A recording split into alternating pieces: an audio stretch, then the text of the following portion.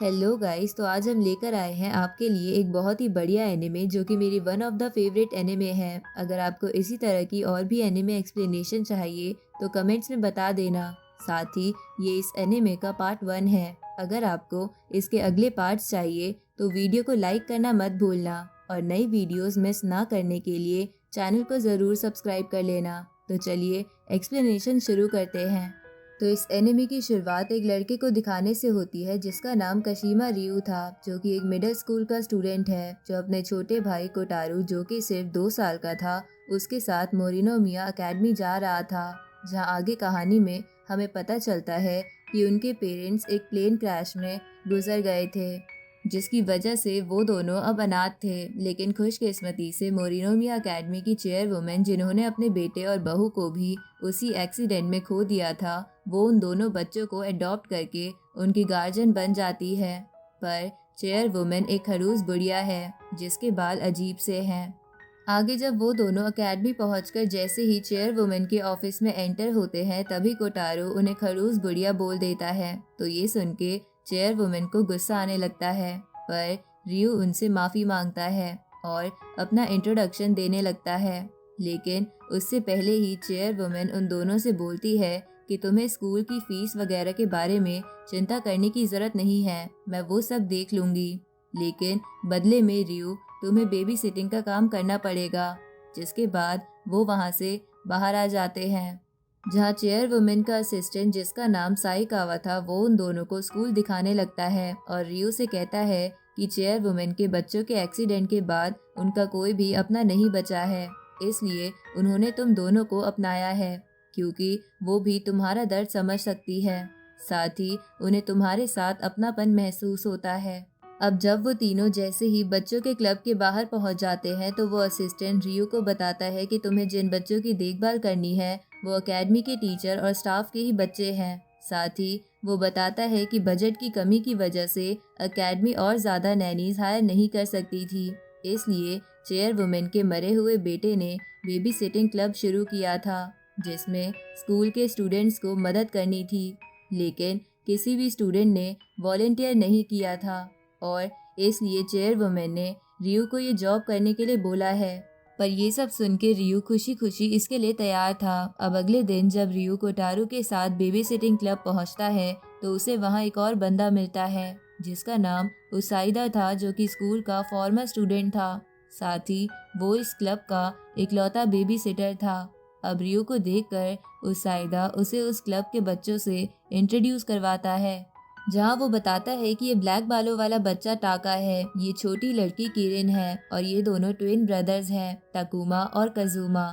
साथ ही ये baby Midori है जो अभी बोल नहीं सकती। अब इंट्रोडक्शन के बाद सब बच्चे मिलकर रियू को परेशान और पीटने लगते हैं। तो ये देखकर कोटारू अपने भाई को बचाने की कोशिश करता है, लेकिन वो बच्चे उसे बार बार पीछे फेंक दे रहे थे, इसलिए कोटारू परेशान होकर चुपचाप जाके एक कोने में बुक लेकर बैठ जाता है। अब थोड़ी देर बाद उसाइदा रियू से कहता है कि अब मेरी शिफ्ट खत्म हो गई है और मैं जा रहा हूँ, इसलिए सबका ध्यान रखना। ये कहकर उसाइदा रियू को उन शरारती बच्चों के साथ छोड़ के वहाँ से चला जाता है। जिसके जाने के बाद रियू, जिसका आज पहला दिन था, वो उन बच्चों से पिट पिट के परेशान हो गया था। लेकिन इधर कोटारू अकेले चुपचाप एक कोने में बुक लेकर बैठा हुआ था, जबकि उसे पढ़ना भी नहीं आता था। अब जैसे ही शाम होती है तो उन बच्चों के पेरेंट्स उन्हें लेने आ जाते हैं, जिनके जाने के बाद स्कूल का एक गुस्सैल लड़का भी वहाँ आ जाता है, जिसका नाम हायोतो था, जो अपने छोटे भाई टाका को वहाँ लेने आया था, क्योंकि उसकी मॉम एक टीचर थी और वो पेपर चेक करने में बिजी थी।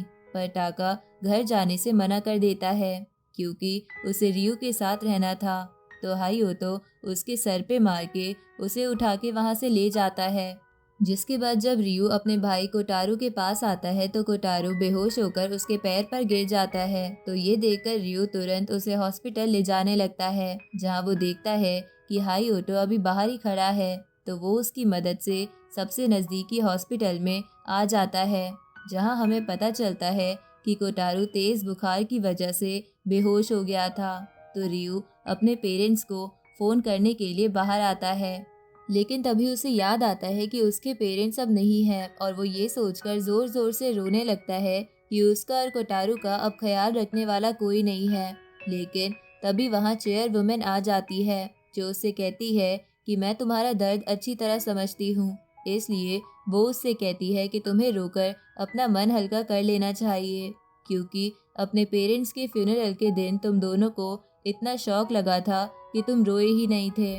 अब रियो अपने आप को संभालकर हॉस्पिटल के अंदर आता है, जहां वो देखता है कि कोटारू जोर जोर से रो रहा था। तो रियो उसे गोद में ले लेता है और दोनों भाई अपने पेरेंट्स को याद करने लगते हैं। अब हमें रात का सीन दिखाया जाता है, जहां चेयर वुमेन चुपके से उन दोनों को कंबल उड़ाने लगती है। लेकिन रियो जगा हुआ था और वो चेयर वुमेन का प्यार देखकर समझ जाता है कि वो अब इस दुनिया में अकेले नहीं है।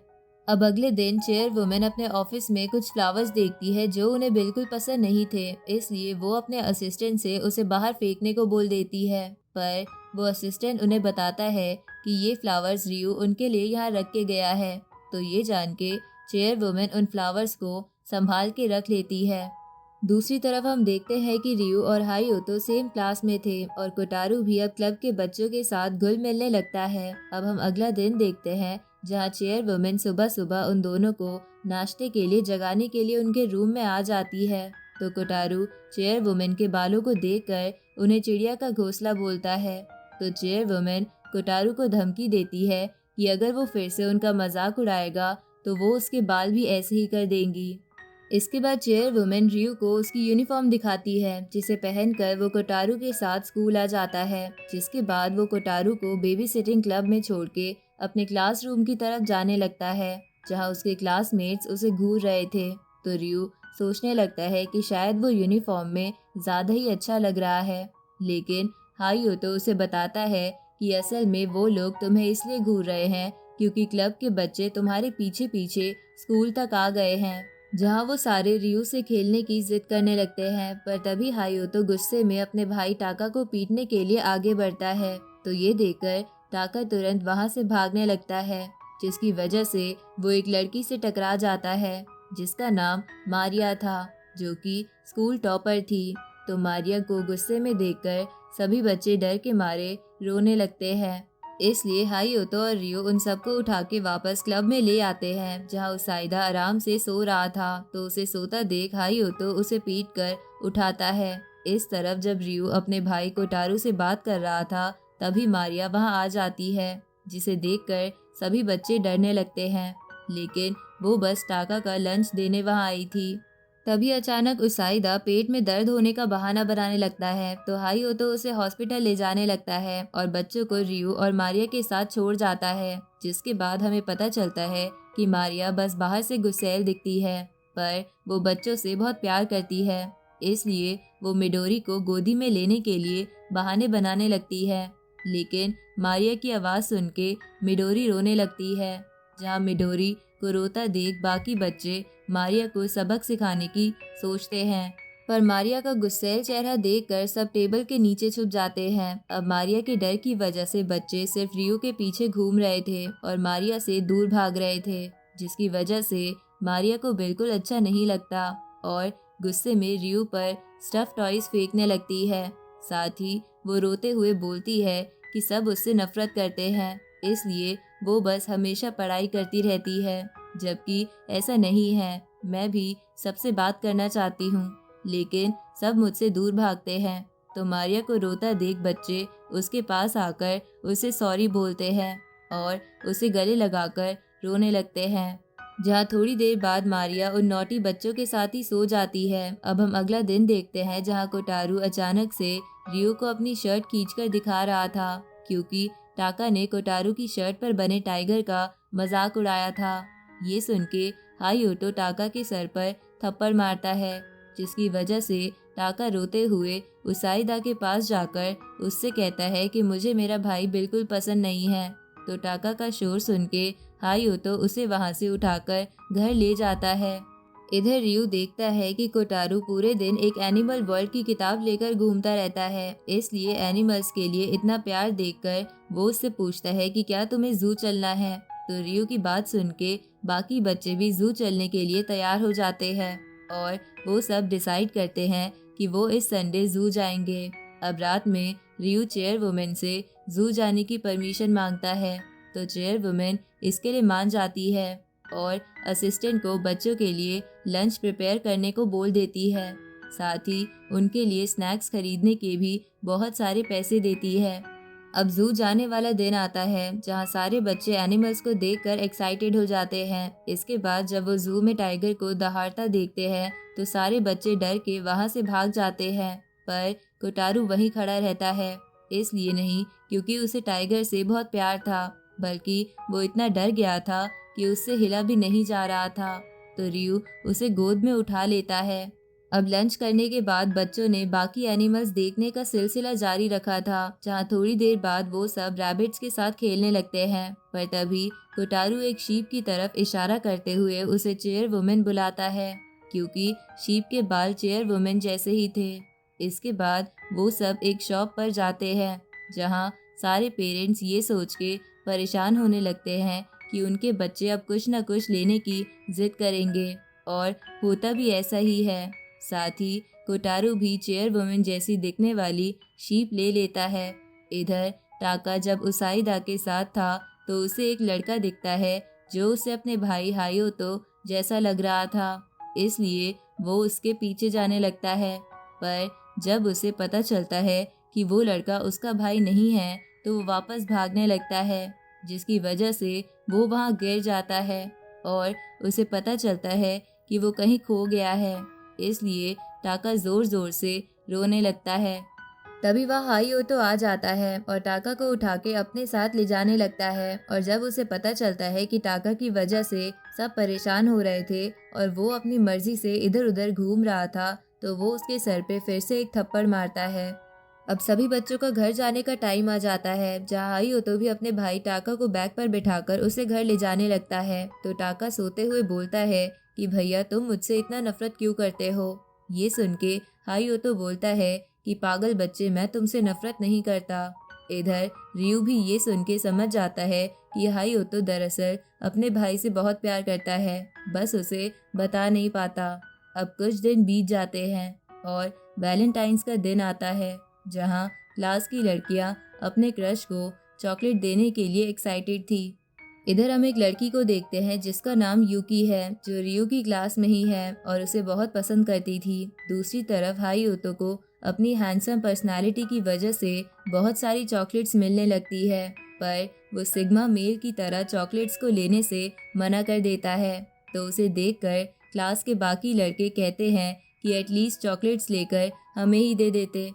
दूसरी तरफ हम एक और लड़के को देखते हैं जिसका नाम यागी था और उसे भी हैंडसम होने की वजह से बहुत सारी चॉकलेट्स मिलती है, जिसकी वजह से क्लास में शोर मच जाता है। लेकिन मारिया को ये सब देखकर बहुत गुस्सा आ जाता है और वो सब लड़कियों पर चिल्लाने लगती है, जिसकी वजह से बाकी लड़कियां भी मारिया को उल्टा सीधा बोलने लगती है।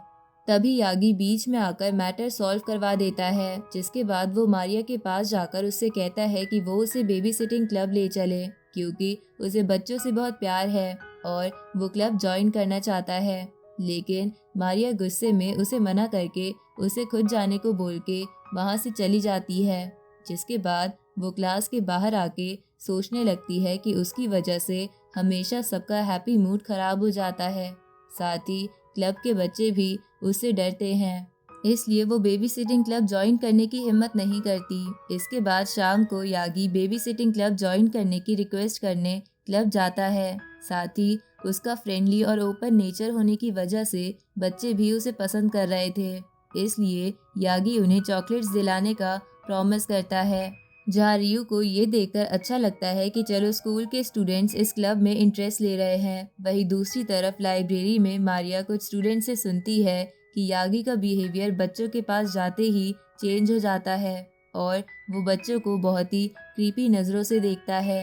ये सुन के मारिया क्लब की तरफ जाने लगती है।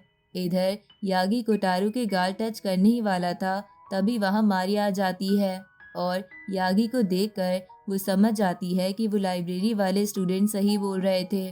तभी हम देखते हैं कि यागी का क्लासमेट नेज़ो भी वहाँ आ जाता है और यागी को क्लब से बाहर ले जाने लगता है, जिसके बाद हमें पता चलता है कि यागी बच्चों से बहुत ज़्यादा ऑब्सेस्ड है, इसलिए वो इस क्लब के लिए सही नहीं है। लेकिन यागी बोलता है कि तुम सब गलत समझ रहे हो, मैं नॉर्मल हूँ और बस मुझे बच्चों से ज़्यादा लगाव है। जिसके बाद वो सबसे कहता है कि ठीक है, अगर तुम्हें ऐसा लगता है तो मैं क्लब ज्वाइन नहीं करूँगा। लेकिन वो रियू से रिक्वेस्ट करता है कि वो उसे कभी कभी क्लब में आकर बच्चों के साथ खेलने दे। तभी बच्चे मारिया की तरफ देखते हैं और उससे चॉकलेट्स मांगने लगते हैं, क्योंकि यागी तो अब चॉकलेट्स देने वाला है नहीं। लेकिन मारिया गुस्से में कहती है कि स्कूल रूल्स के अकॉर्डिंग स्कूल में चॉकलेट्स लाना मना है। पर जब बच्चे रोने लगते हैं तो मारिया उनसे प्रॉमिस करती है कि वो कल उनके लिए चॉकलेट्स लाएगी। इसके बाद मारिया रियू और उसके भाई के साथ घर जाने लगती है, जहाँ रास्ते में रियू एक शॉप में जाके कुछ चॉकलेट्स मारिया को थैंक यू के तौर पर देता है। तो मारिया उन चॉकलेट्स को लेकर बहुत खुश होने लगती है और फिर सैड होकर कहती है कि मैं बहुत ही ओल्ड फैशन और हमेशा सब पर चिल्लाती रहती हूँ। ये सुन के रियू बोलता है कि हाँ, तुम थोड़ी ओल्ड फैशन तो हो, लेकिन क्या हुआ, मुझे तुम्हारी जैसी लड़कियां पसंद है। ये सुन के मारिया शर्मा जाती है। इधर यूकी, जिसे रियू पर क्रश था, वो रियू और मारिया को साथ देखकर सोचने लगती है कि शायद ये दोनों डेट कर रहे हैं, जिसकी वजह से उसे बहुत बुरा लगता है। दूसरी तरफ यागी भी बच्चों के लिए चॉकलेट्स खरीदने आया था, पर उसे तो बस कोटारू के कैंडी जैसे गोल गोल गाल देखने थे। अब रात में डिनर के वक्त चेयर वुमेन ने अपने असिस्टेंट को रियू और कोटारू के लिए चॉकलेट्स बनाने को कहा, जिसके बाद चॉकलेट्स को देखकर उन दोनों भाइयों ने चेयर वुमेन को थैंक यू बोला। साथ ही कोटारू रियू को प्यार से चॉकलेट्स भी खिला देता है। अगले दिन स्कूल में बहुत ठंड थी, जहां गेम्स पीरियड में रियू के क्लासमेट्स ठंड से कांप रहे थे, लेकिन हायो तो बिल्कुल भी नहीं कांप रहा था। तो बाकी स्टूडेंट उसे देखकर बोलते हैं कि क्या हायो तो पत्थर का बना है।